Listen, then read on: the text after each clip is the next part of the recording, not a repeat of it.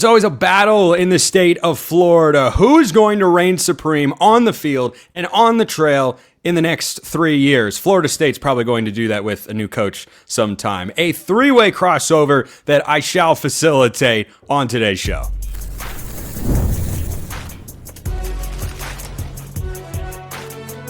You are Locked On College Crossover, part of the Locked On Podcast Network.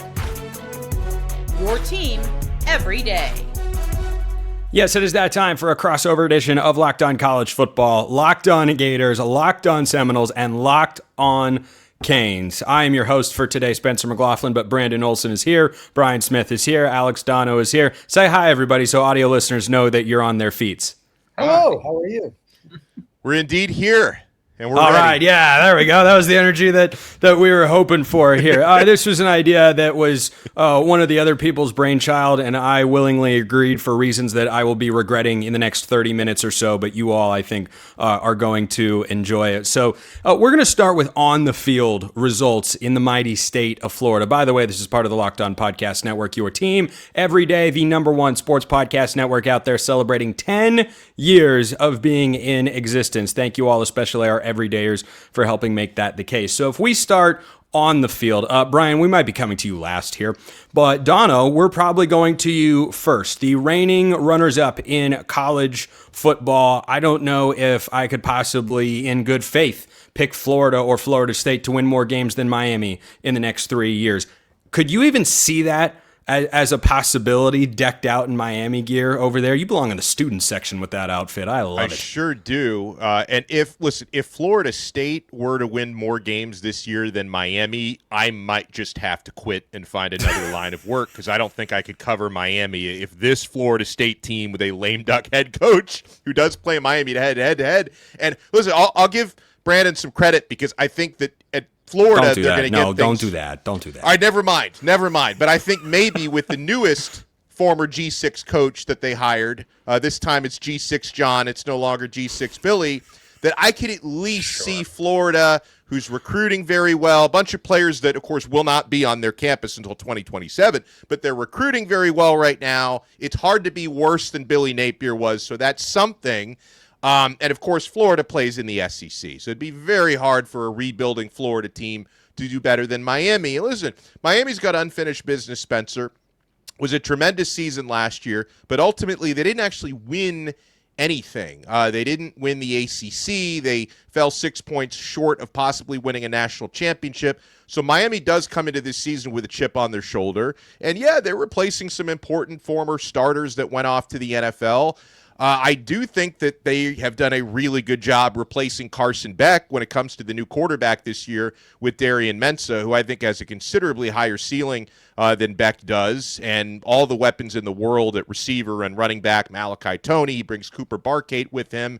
And Miami's schedule, even by ACC standards, not particularly difficult this year. I mean, they do play Clemson on the road. They got an easy game at home against Florida State. They do have to play a Virginia Tech team that may now be maybe up and coming at some point under James Franklin. And they play Notre Dame, which is a non-conference game. That's going to be a really, really tough one in South Bend. But outside of that, this looks like the type of schedule Miami should be winning 11 games, 10 games at worst in the regular season. So, no, I don't see Florida or Florida State having a better year, wins and losses, than Miami does. Donno, your framing of that last season for Miami is interesting. They didn't technically win anything because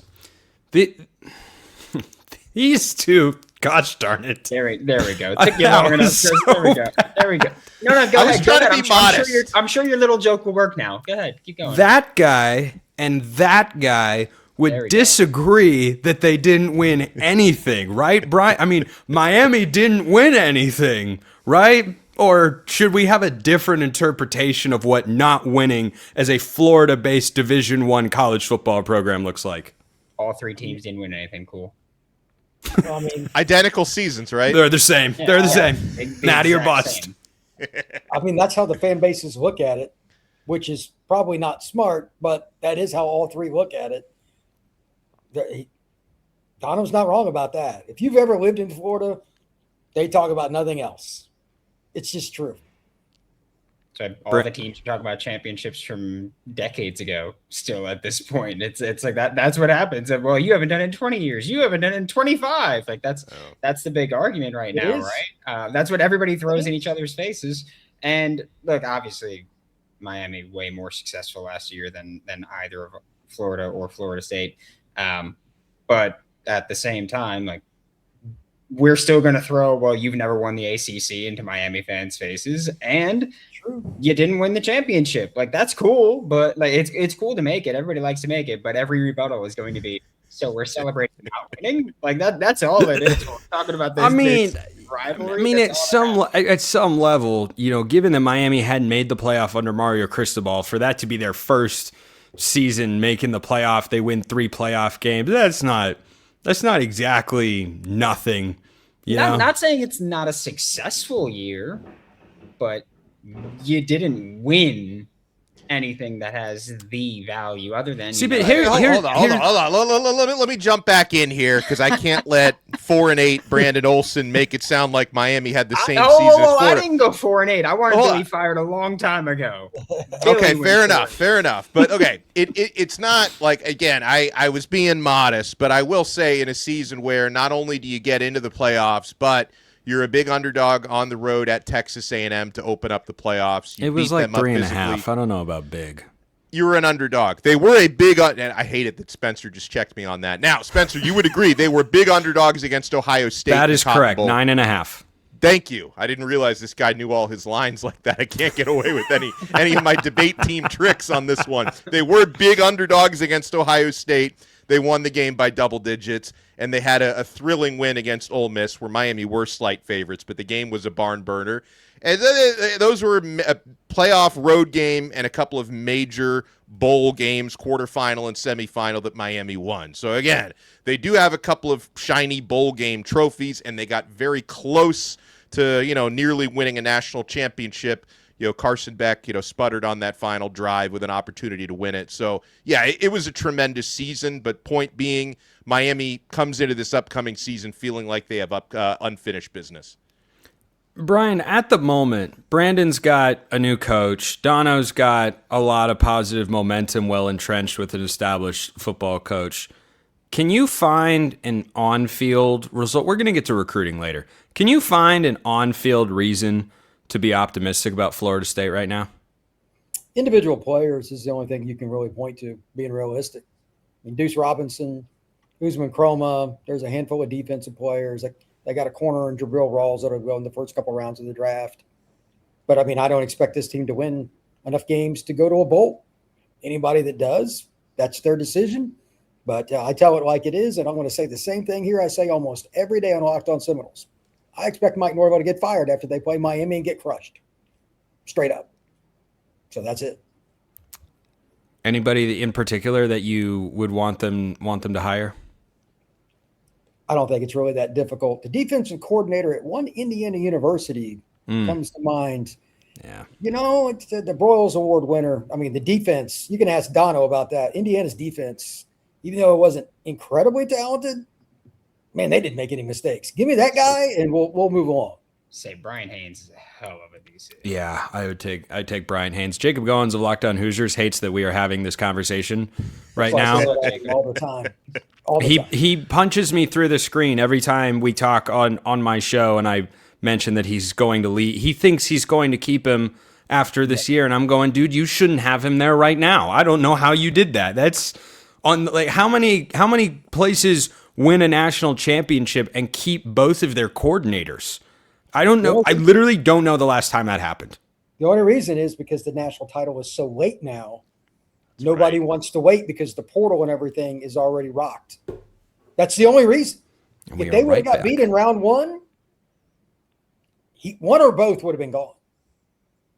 Yeah, that's probably that's true. That's true. And remember the year before, Andy Kotelnicki was going to be the head coach at West Virginia, and they said, we need you to abandon your playoff run. He said, I'm not doing that. He's now back at Kansas, actually, for those who did not know. But we're going to go off the field because we're in the midst of recruiting season, of course. Which program is ready to challenge or maybe even overtake Miami. Brandon might have a word to say about that and more on this crossover of Gators, Canes, Seminoles, and I am, of course, Spencer McLaughlin of Locked On College Football. We are doing it all here today on the show. A show that is brought to you by our friends over at Odoo. Running a business shouldn't feel like you're trying to connect a bunch of systems that were never designed to work together, kind of like this show that I'm orchestrating right now. One app for accounting, that's Brandon, another for inventory, that's Donno, and another for sales, that's Brian. Somehow, none of them talk to each other, but I am the Odoo of this particular show. I bring them all together, I get them to coalesce and get along, and Odoo comes in for your business as an all-in-one business management software that brings every part of your business together in one powerful platform. From sales and accounting to inventory and marketing, everything works in one place, helping your team move faster, stay organized, and focus on growing the business instead of managing software. The best organizations know that success isn't just about talent. It's about having everyone working toward the same goal. And that's true in sports just like it is in business. You don't want to be all over the place. You don't want to be scattered. You don't want to be disorganized. You don't want to lack a cohesive flow for your business. That's not the best way to do things. Odoo is going to help you get on the train tracks, keep it there, and go full steam ahead towards moving in the direction of your goal. I almost got stuck there, but I did not, so I don't have to start this over. Great organizations win because operations matter. That's why you should get Odoo. Try for free today at odoo.com/lockedon. That's odoo.com/lockedon. Check them out at odoo.com/lockedon. Continuing with our crossover of Gators, Canes, Noles, and college football, Miami has been the best program on the field for the last several years. They've been the best recruiter off the field for the last several years. Brandon, I want to start with you. John Sumrall comes over from Tulane, at Troy before that.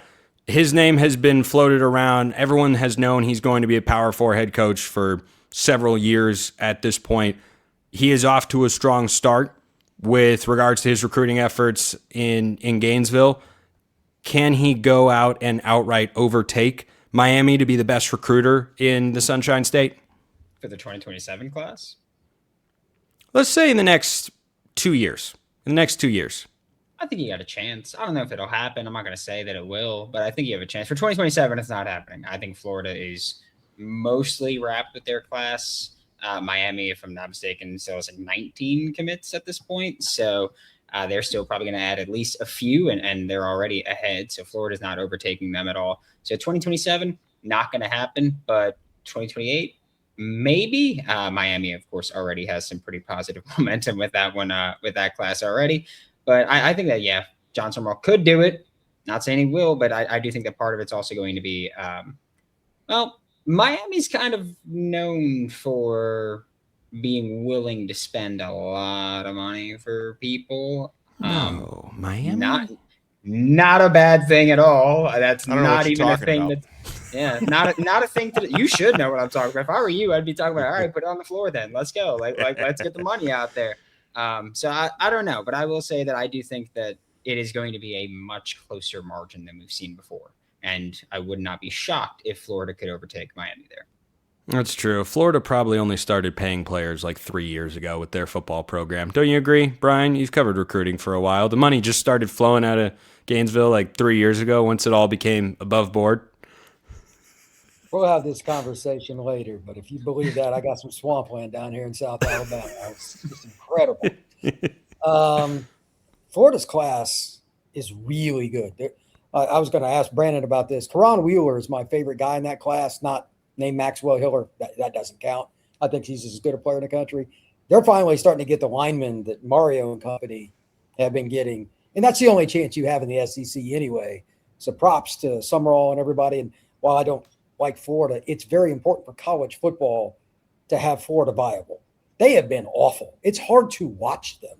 I mean, not that Look Florida who's State- talking. Hold on. Hold on. Hey, Hold I on. throw them under the I know bus that ain't who every I day. think it is. I know that Every day. So I don't want to it is, hear it from Brian. you, okay?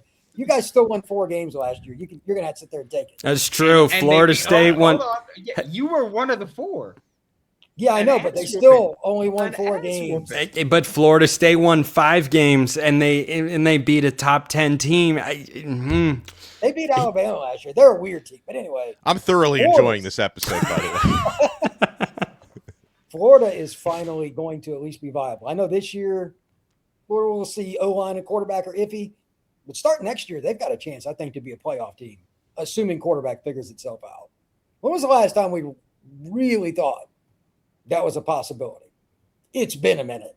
It's sad, but it's 2020 season, right? Like, legitimately? Yep.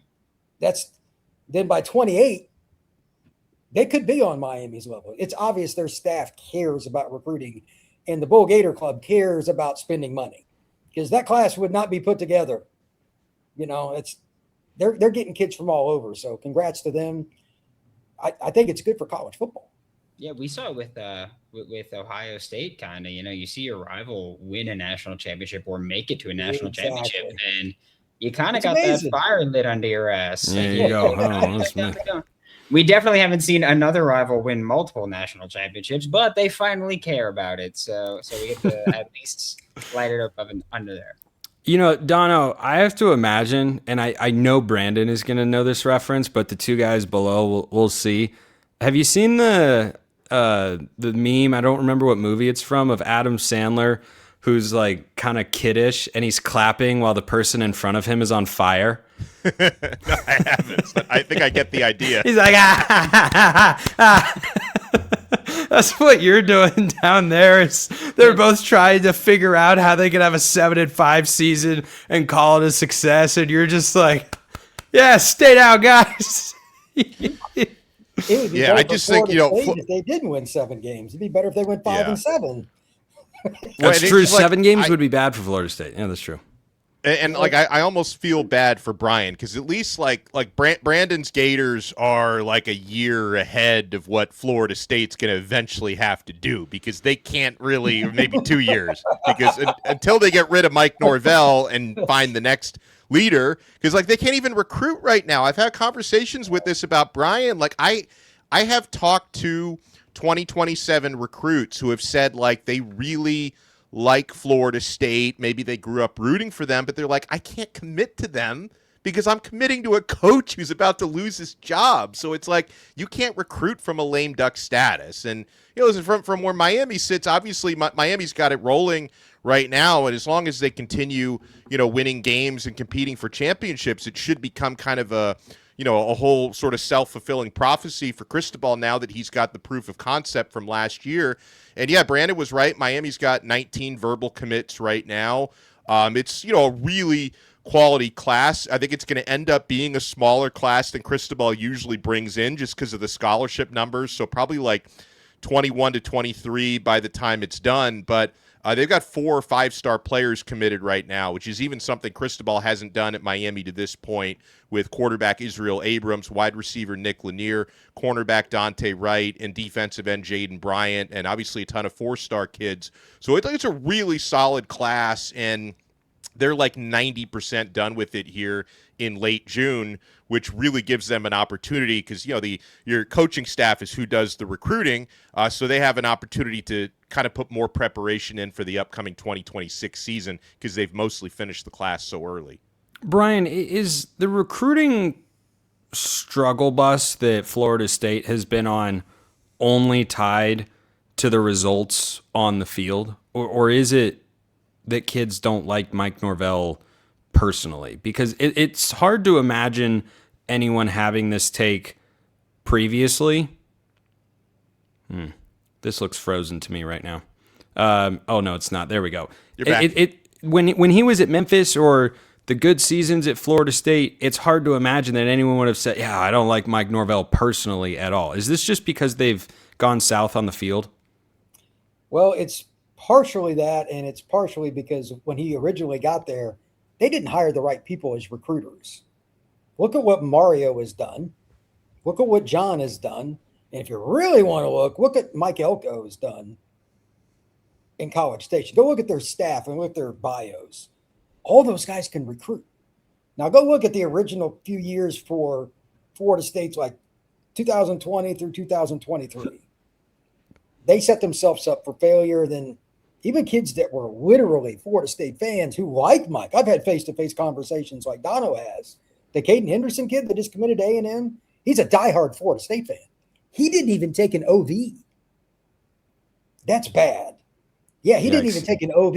And he's an in-state kid from Tampa. So they know he's going to get fired, but like they hired the wrong people forever. And they finally do have a pretty good staff. And their class this year's okay. It's not a bad class so far, but they can't get into the elite group now because like Brandon's group, the Gators, they have the Bull Gator Club. They ain't jacking around. They've always had deep pockets. When they have a coach there they like, and I'm sure Brandon can expand on this, they'll hand out money. If they don't like the coach, they'll flip you the bird. Florida State's fan base doesn't have the same money that Florida does, but I've had so many people on my show like comment saying we're not donating until a lot of them. It's not just Norvell's gone; they want people above gone too. It's really complex. All right, when we get back to wrap this four-way crossover of Locked On Gators, Canes, Noles, and college football, what does success look like for these programs in the next 3 years? Stick around to find out.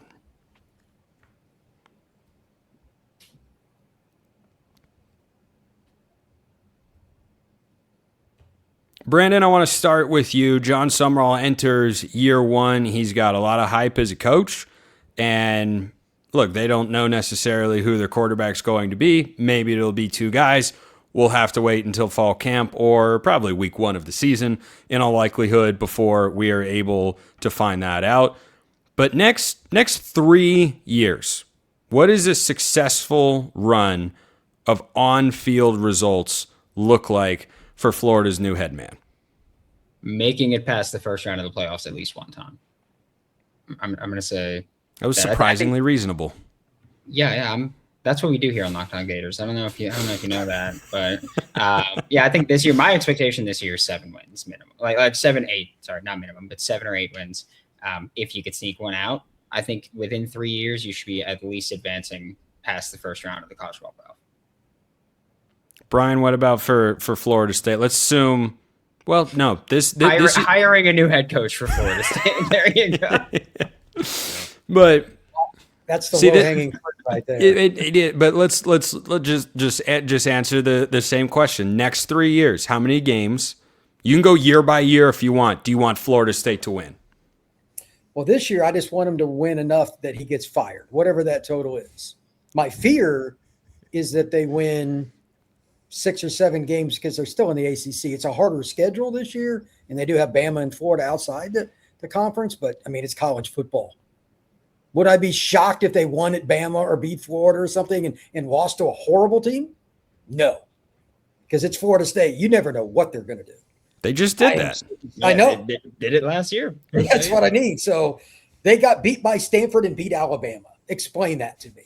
So, I forgot they lost to Stanford last year. Yeah, that was a real fun postcast. Let me tell you. It was out on the farm, right? Yeah, it was out. Dude, I'm telling you, since Stanford went into the gutter as a program and Andrew Luck is trying to bring them out, we'll see if he has success. I think Cal is off to a much better start overall. Since Stanford went down, their fans stopped showing up. And I tell you what, it is a legitimately difficult place to play because there's no juice. You go out there and guys are flat. They have played some wild, crazy games at home. If you play Stanford at home, there's no threat whatsoever. If you're going to Stanford, especially in this new ACC, it's a very long trip. You've never seen the stadium before, and there's no environment. And so you have no emotion. You're like, oh, well, we should win and get out of here. And then you look up in the third quarter, you go, wait a minute, we're only up 17-13. The hell is going on right now? Yeah, Stanford was born in the darkness.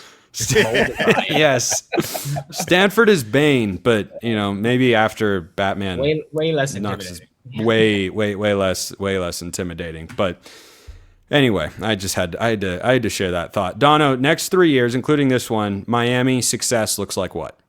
I mean, if Miami doesn't win a national championship in the next 3 years, you would consider that an unsuccessful stretch. I mean, that's what they've built this team for. To come, 6 points short of doing that in 2025. I think if they don't hoist a natty in the next 3 years, Miami fans wouldn't be satisfied with that. In terms of the goal for the upcoming season, you better win that darn ACC for the first time ever. I mean, it's something Brandon had already pointed it out. That has eluded Miami for the last 22 years, not winning the ACC. I don't see like a legitimate threat within the conference on paper for Miami. So you better do that. You better get back into the playoffs this year and make another run. I can't guarantee a natty this year, obviously, but if they don't win one within the next 3 years, I don't think Miami fans would be satisfied if they don't get that. Yeah, you can't guarantee one this year when this is obviously Oregon's year. This is a very reasoned take from you, Donno. Trust me, Brandon, I'm just as terrified to say that as anybody, but All right, buddy. are you going to push back that Oregon has one of the 3 best rosters in college football? I don't care. Okay.